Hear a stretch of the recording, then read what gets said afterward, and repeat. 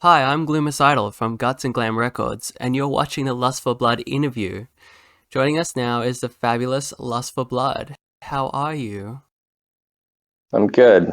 I'm um I'm busy. I'm writing about a song a day and working on the follow up to I Did All for Love. And so by the end of 2024, I might end up with like 100 different songs, but we'll see once the next record's pieced together what my workflow's like. But at the moment, I'm writing a song a day, so I'm busy. I'm good.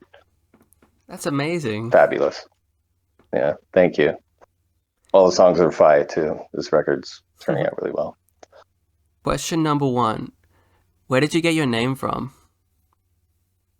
So Lust for Blood started in I think the beginning of 2016, like February, March of 2016. I'd gotten a actually it was May 2016 because I remember I got a computer for my birthday, and I had decided to not use my previous name, which I guess I could mention. It's dream heavy, and the songs are on SoundCloud. You can find them. They're not particularly great in terms of the production level, but the songwriting and everything was there. It's pretty similar to what I do now.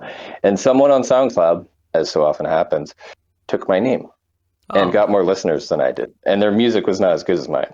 So I decided when I wanted to keep making music that I needed to change the name, and it just occurred to me one day that, and I have always had a thing for vampirism, and obviously a lot of my lyrics are very sexual in nature and dark. So I thought about what would be a good name, and I came up with Lust for Blood. And originally it was Lust, FOR, Blood, but then I decided, as both an aesthetic choice and I guess for brevity's sake, to make it Less for Blood, which worked out great because now I have this fabulous abbreviation of L for B, which I use in the songs a lot, and it just looks cool. I'm gonna make a logo for it later and stuff, so it worked out, and I feel it's a instantly recognizable, trademarkable name. So I also like it because the project started, as I mentioned, in 2016, and took a bit of a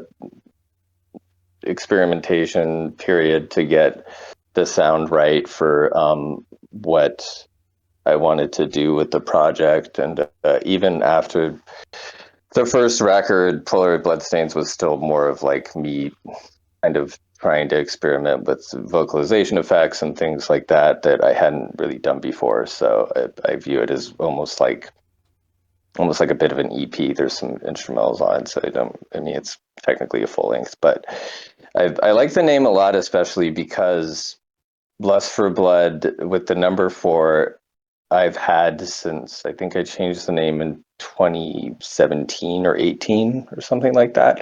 And I noticed when scenecore started becoming very prevalent as a genre again that a lot of artists will have numbers in their name. yeah. I mean, but like most obviously, Barely Human with the six, and I mean, I found it to be interesting that that became a stylistic choice around the time that I changed the name. But I didn't notice until it was actually after I changed the name, and I didn't notice a lot of those artists until I was a little bit late to this wave of scenecore. I mean, Barely was already pretty much on his way up, and but I loved the stuff I was hearing. I rediscovered the genre in I think late 2021, beginning of 2022. So that was around the time when it was really kind of taking off in terms of how much content there is and stuff. So Yeah. yeah, so that's the story behind the name. Cool. Rar. How did you first get into music? I first got into music. I don't know that I ever first got into music. I think I've just always been inclined to do music in some. I feel like I was kind of like shot into this world with just an addiction and compulsion to do it, and an obsession over it. I mean, as I mentioned, I'm writing a song a day. I've It's almost Halloween. I've been wanting to binge watch horror movies and stuff like that, but I've been so busy with the music that it's become something that I, you know, am very serious about. And I think the first time I like got into making music, I mean, I remember I would like run around the house with like a little plastic microphone and sing like Disney songs and stuff like that when I was a kid. But like when I first got into making music as an actual artist, I picked up a guitar when I was around 8 or 9, and my fingers weren't quite big enough to play it. And then started to learn like Green Day and other songs based around like 3 or 4 chords, power chord structure, and Mm. that was my first instrument. Been playing piano, tinkering with it for about as long, and have gotten definitely more proficient at it over the past 4 or 5 years. And I think my first like actual band that wasn't like just your friends get together and then playing random songs was when I was in high school, and we played a couple of venues in Sonoma County and then basically called it quits. We did get to play with Arsonist Get All the Girls at our last show, and they're fucking great. Screamo, metalcore, 2000 MySpace era metalcore bands, and they're really good. I actually have gone back and listened to their stuff. So that was like our claim to fame, is that we played with Arsonist Get All the Girls and then called it quits. But Dream Heavy, as I mentioned, was started I think like 2010, and then I gave up on that in like 2015 because it wasn't producing great material, and that fucker took my name. So shouts to him for pushing me towards coming up with a better name and better music. Yeah, we're all evolving as artists, and we all like go through different phases and evolutions. Definitely. Who is your biggest influence? It doesn't necessarily have to be a musician, but just like it could be like a fashion designer or like a movie maker or something. So I guess I'll start with the music because that's kind of the nature of this interview. So I think one of my biggest influences, because I've listened to them for a long time, and also aesthetically and I guess content wise, would obviously be Marilyn Manson. Had a huge impact on me growing up, and I paid a lot of attention to his work and was very careful to not fall into the trap of becoming an obsessive idolater of an artist, and idolizing them and worshiping them and all that. But I remember like getting Revolver magazine and Rolling Stone and stuff with the pictures from his photo shoots and like putting them on my walls and stuff, and liking a lot of what he had to say in interviews. And the music itself, Golden Age of Grotesque, is still, I don't want to say it's my all-time favorite record, but it might be because I feel like it's really stood the test of time. It came out in 2003 and really is kind of a testament to that era. And there's so much going on in the record. It still sounds like it could have been made yesterday. And I think, 20, 30 years from now, I can still put that on and have the same experiences that I did when I first heard it. So it definitely impacted me in a big way. But recently, influences musically, I guess you could say they're a furry scene band, is what they say they are. But I've definitely seen people that are a little bit heavier into that, but they're definitely a furry scene band. Torn Tales, who have a song that is, I think, one of the best scene songs ever, called Sex Sells, Blood Spills. So that's a big influence on me as a standalone track. Obviously, artists I work with a lot, One Scion and Haunting Claire in particular. When I was thinking about who do I want to work with, they were artists that I really liked what they were doing, especially Claire's music. I thought, that would be fucking phenomenal if I could work with Haunting Claire on the record, and it happened. So, and we're actually possibly going to be doing something again soon. So, as far as like fashion and stuff, I mean, like big name designers, I like Armani a lot. Um, I like Armani a lot. I Yeah. fuck with their makeup. I fuck with their cologne and their formal wear and stuff. I just feel it's very clean, and that Giorgio is a genius designer.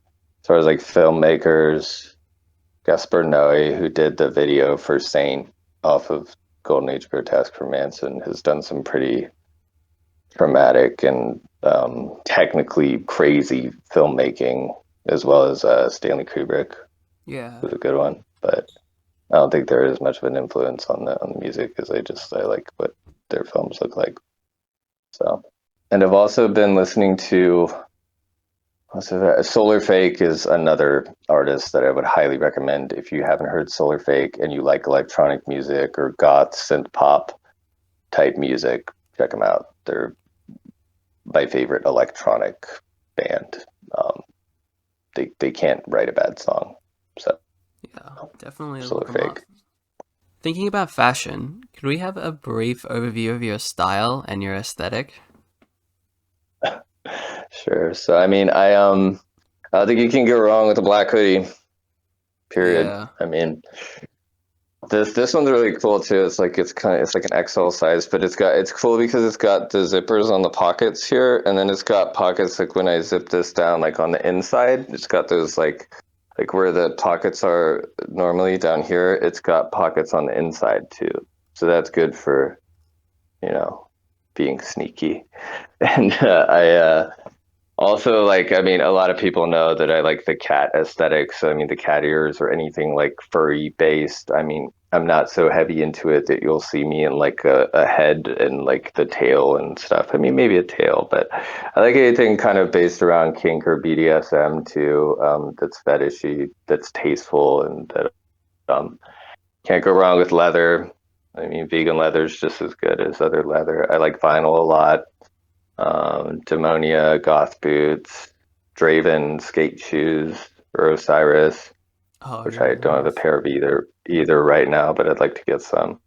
And also, I like anything that's shiny or glittery without it being too, I guess, kind of cringe. So, you know, anything that sparkles and shimmers Yeah, and cool. Oh, that's really cool. There's a lot of rainbow. like different styles. Like there's a lot of gothic style as well, but there's also like the scene core kind of like really colorful aspects too. So it's like it's Yeah, interesting. I mean, I thank you. Yeah, I mean, I always try to like, a lot of people have called me emo and stuff, or what. I don't think anyone's outright called me scene, but I definitely consider myself to be raw and goth and stuff. I mean, I think the music I make is maybe tended a little bit more towards pop, alternative, and goth than it is necessarily like dance music or scene core, but there's definitely that influence to where you could dance to the songs, sing along to the songs, whatever. Actually, I wrote a bio for my YouTube recently, and I said that the things that I said that I am known for, but I guess what I'd like to be known for because I wrote it is having really catchy melodies, blatantly honest lyrics, like high energy live shows and stuff like that. So that's what I view to be most important. The live shows just impressive. Yeah. So even if I just have a mic and the song playing, I try to put as much energy as I can into the performance. So talking about your latest album, I Did It All for Love. What kind of thoughts and feelings have you put into the record? So the record started as a process last year in December.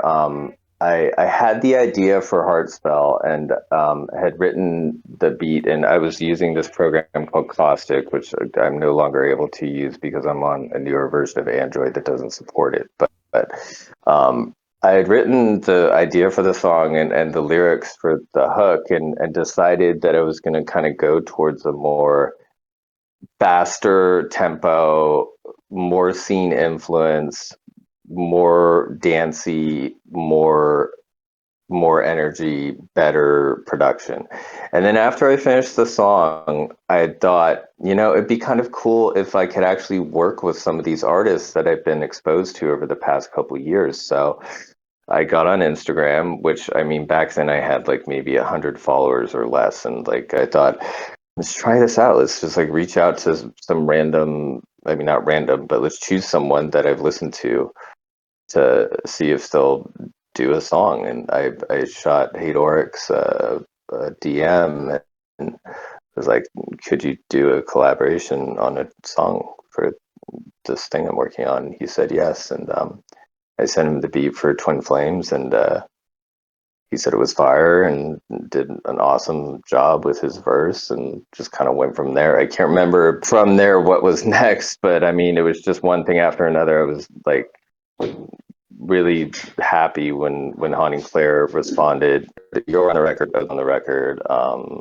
There's so many great people on the record. I mean, I'm sorry to anyone who's on the record that I'm not giving a shout out to right now, but it was just really rewarding. And I think the kind of emotional place that I was in, and also kind of direction I wanted to go to, was I wanted to kind of like tell a story about how shameless optimism and the need to be understood and loved and free to be who you are should win over any kind of like disparity or misery that might surround that frustration, you know. So I mean, I wanted to tell a story about like the kind of the art of falling in love and accepting love, and also letting go of things that are painful. So that was kind of the idea, because I've been through a couple relationships that were not great, Yeah. and a lot of other life experiences,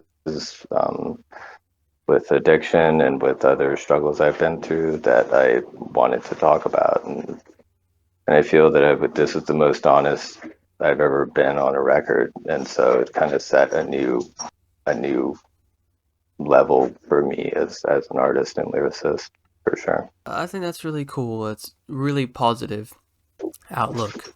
Like there's a lot of Thank you. like hardcore feelings, but it's like the actual like root of it is really positive. Like how like love triumphs over all that hardship. I like that a lot about the tape.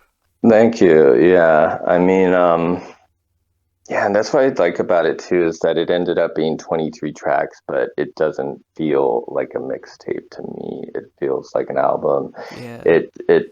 It flows so well too, and like the one I'm working on now is going to be kind of tricky with the sequencing, because there's more variety in the production that I'm doing now.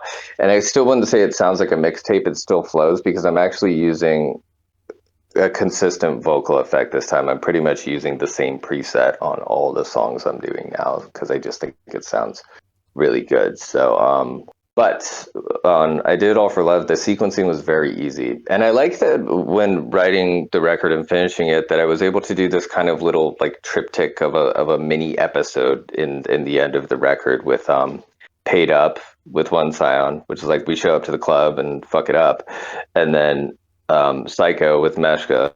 And it's like we're in the club and things are getting fucked up, and like it's a bad night out.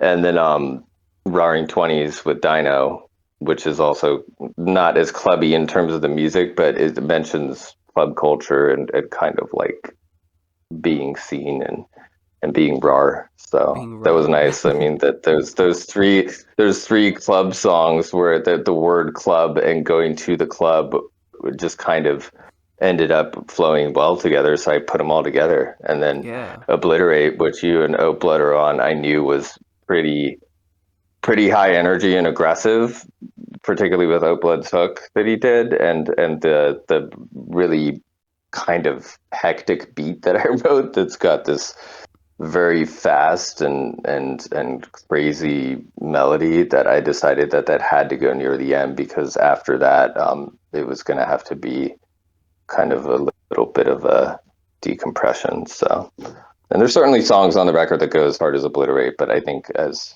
like a choice, I knew that was going to go near the end. So producing it definitely took a lot of time, and then lyrically, consistency wise, to tell the story I wanted to tell, and to kind of have this sort of message that I wanted to carry throughout the songs, I had to be pretty conscious of that. But the lyrics were very easy to write, and lately I've been, like I said, writing a song a day, and it's been incredibly easy for me to write lyrics after this process, as well as produce. I mean, I bet just like my workflow has reached a next level, more forward phase and era, I guess.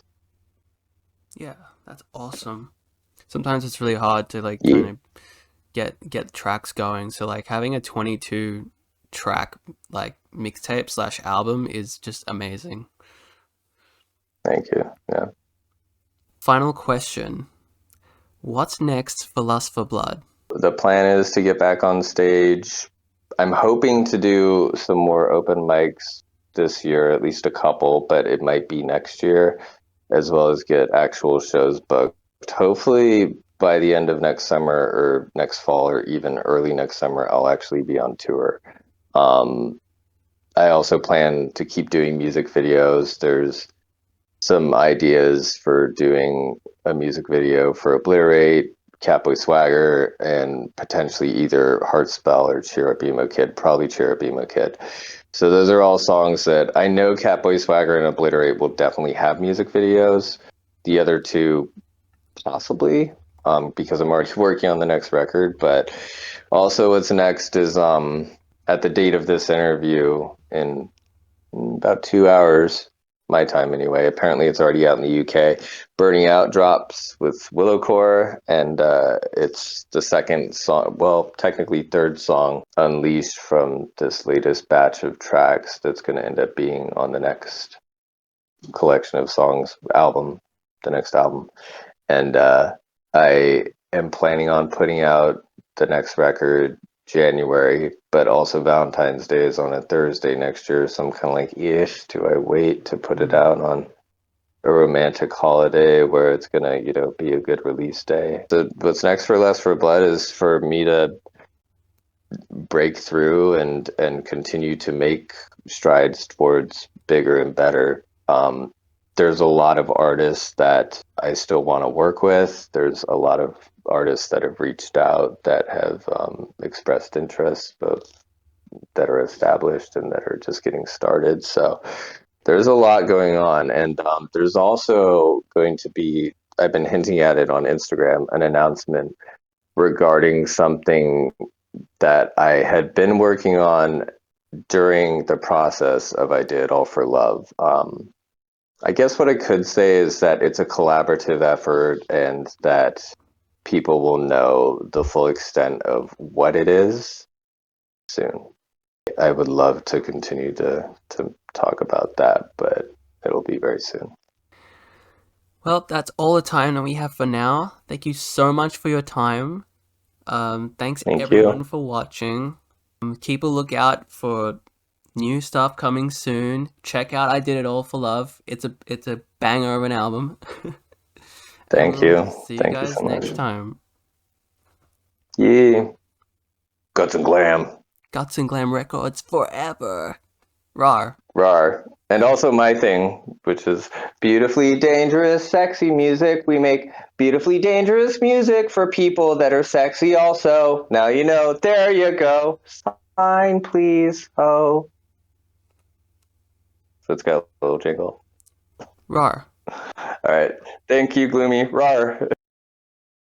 Thanks for watching. I Did It All for Love is out now on all platforms. There'll be a lot more coming in soon. Thank you for this interview.